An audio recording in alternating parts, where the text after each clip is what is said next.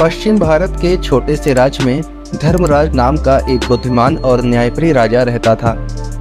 उसकी प्रजा के मन में उसके लिए बहुत श्रद्धा और आदर था।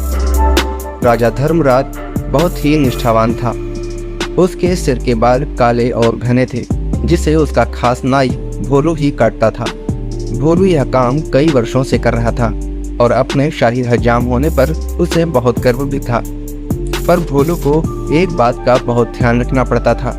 जब भी वह राजा के बाल काटने जाता, उसे याद रखना पड़ता था कि वह राजा के साथ बिल्कुल अकेला हो। उस समय किसी का भी शाही कमरे में आना सख्त मना था। बात दरअसल यह थी कि भोलू राजा के बारे में एक राज जानता था। राज यह था कि राजा के सिर के दोनों तरफ दो छोटे छोटे सींग उग रहे थे। यह बात सिर्फ राजा और उसका नाई जानते थे। जब भोलू ने पहली बार यह नज़ारा देखा था तो वह भौंचक्का रह गया, लेकिन उसने राजा से वादा किया कि इस बात का जिक्र वह कभी किसी से नहीं करेगा। भोलू राजा से बोला, महाराज आप निश्चिंत रहें, आपका यह राज मेरे पास सुरक्षित है।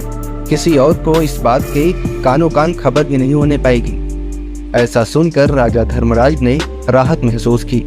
उसे डर था कि अगर लोगों को इस बात की जानकारी हो गई तो राज्य भर में उसकी खिल्ली उड़ेगी।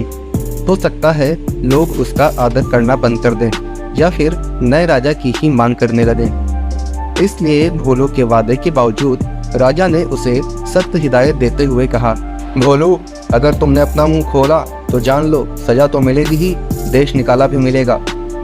भोलू हज्जाम की डर के मारे घीखी बंद गई। उसने कानों को हाथ लगाया और अपना मुंह बंद रखने की कसम खाई। कई वर्ष बीत गए। भोलू को अपना वादा याद रहा।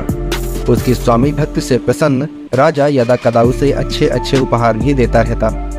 पर समय बीतने के साथ साथ भोलू के सब्र का बांध भी टूटने लगा। उसके पेट में अब वह राज पच नहीं रहा था और वह चाहता था कि कोई तो ऐसा हो जिसे वह राजा के सींगों वाली बात बता सके। लेकिन राजा की चेतावनी उसे चुप रहने पर मजबूर करती थी। एक दिन भोलू राजा के बाल काटकर महल से लौट रहा था और रास्ते भर उसके सींगों के बारे में सोच रहा था। भोलू का घर एक छोटे से जंगल के उस पार था। ऊंचे ऊंचे पेड़ों और लटकती बेलों के बीच में से धीरे धीरे चलता हुआ भोलू जब थक गया तो सुस्ताने के लिए एक घने पेड़ के नीचे बैठ गया। भोलू को रह रहकर राजा के सींग याद आ रहे थे। फिर अचानक वह उठकर खड़ा हो गया।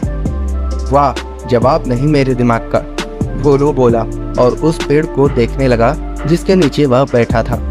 भाई इस पेड़ को तो बता सकता हूँ ना राजा के उन अजीब सींगों के बारे में।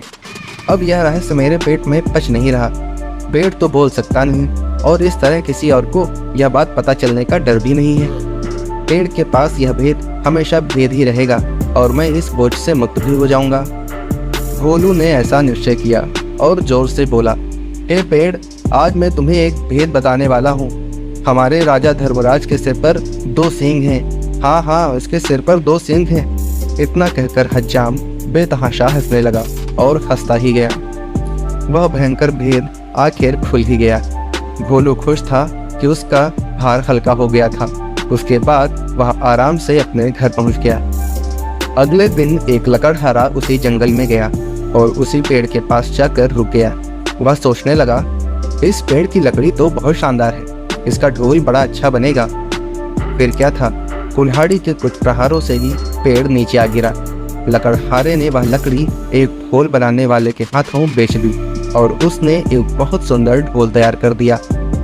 यह मेरे जीवन का सबसे अच्छा ढोल है, ढोल वाला खुश होकर बोला। कल बाजार जाकर इसे अच्छे दाम पर बेचूंगा। अगले दिन ढोल वाला बाजार गया और एक कोने में खड़ा होकर ढोल बजाने लगा। ढोल से बड़ा सुरीला स्वर निकला। ढोल वाला उसकी आवाज सुनकर झूम उठा। वह चिल्लाकर बोला, बाबू यह ढोल खरीदो, कोई है जो इस शानदार और जानदार ढोल को खरीदे। धीरे धीरे इसके इर्द गिर्द भीड़ जमा हो गई। लोग खामोश होकर ढोल की मजेदार आवाज सुनने लगे। हाय वाह, क्या कहने इस ढोल के, एक बूढ़े आदमी ने तारीफ की। तारीफ सुनकर ढोल वाला और भी जोर से ढोल पीटने लगा। तभी उस ढोल में से एक अजीब आवाज आई। लोगों के कान खड़े हो गए, उनका दिल धक से रह गया। ढोल बोला, आज मैं तुम्हें एक भेद बताने वाला हूँ। हमारे राजा धर्मराज के सिर पर 2 सींग हैं। हाँ हाँ, उसके 2 सींग हैं। और वह जोर जोर से हंसने लगा। लोग वहाँ जड़वत खड़े हो गए। उन्हें अपने कानों पर विश्वास नहीं हो रहा था। ढोल वाला फिर ढोल पीटने लगा और फिर से वही आवाज़ निकली। वह बहुत हैरान और शर्मिंदा हुआ। आखिर एक ढोल यह सब कैसे बोलने लगा। देखते ही देखते लोगों का तांता लग गया। और फिर कितना मजाक और कितने ताने। उफ, हमारे राजा के 2 सींग, हमारे राजा के 2 सींग। लोग तो जैसे गाना गाने लगे। जब राजा धर्मराज ने सुना तो दुखी भी हुए और नाराज भी। गुस्से से उनका चेहरा तमतमा उठा और वह गरजते हुए बोले, उस ढोल वाले को पकड़कर यहाँ ले आओ। राजा के सैनिकों ने शीघ्र ही उसे पकड़ा और राजा के समक्ष प्रस्तुत किया। ढोल वाला डर के मारे कांप रहा था। तेरी इतनी हिम्मत कि तू मेरी खिल्ली उड़ाए, राजा फुफकारा। भयभीत ढोल वाले ने राजा के पैर पकड़ लिए। महाराज, वह गिड़गिड़ाया, मैंने तो एक लकड़हारे से कुछ लकड़ी खरीदी थी और उससे यह ढोल बनाया है। मैं बिल्कुल नहीं जानता कि यह ढोल ऐसी बेहुदा बातें कैसे बोल रहा है। मुझे क्षमा कर दीजिए महाराज। राजा ने लकड़हारे को बुलाया। जो लकड़ी तुमने ढोल वाले को बेची वह तुम्हें कहाँ से मिली? लकड़हारे को काटो तो खून नहीं। वह डरते डरते बोला, जंगल में एक पेड़ से मिली महाराज। तुम्हारी लकड़ी से बना ढोल बोलता कैसे है? राजा धर्मराज ने पूछा।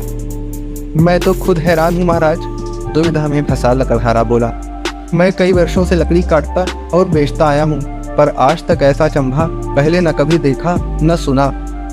अब राजा परेशान हुए। लकड़ी कैसे बोलने लगी, राजा और उसके दरबारी सोचने लगे। पर राजा धर्मराज ने भी ठान लिया कि इस घर के भेदी का पता लगा कर ही छोड़ेंगे। वह सोचने लगे।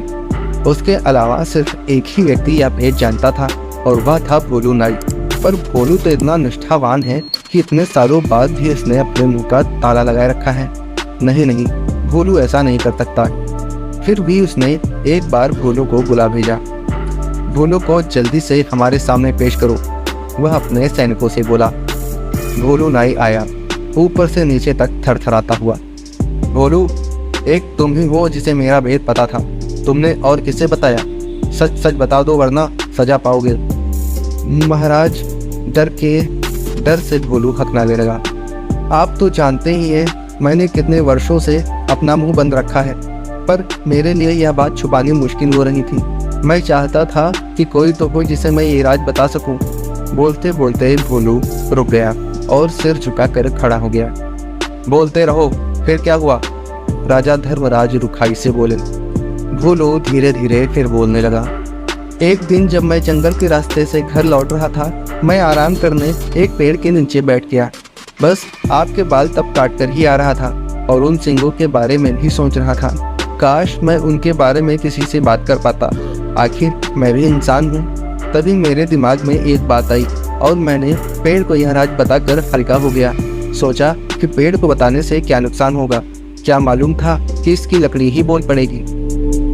बुद्धिमान राजा ने पहेली पूछ ली।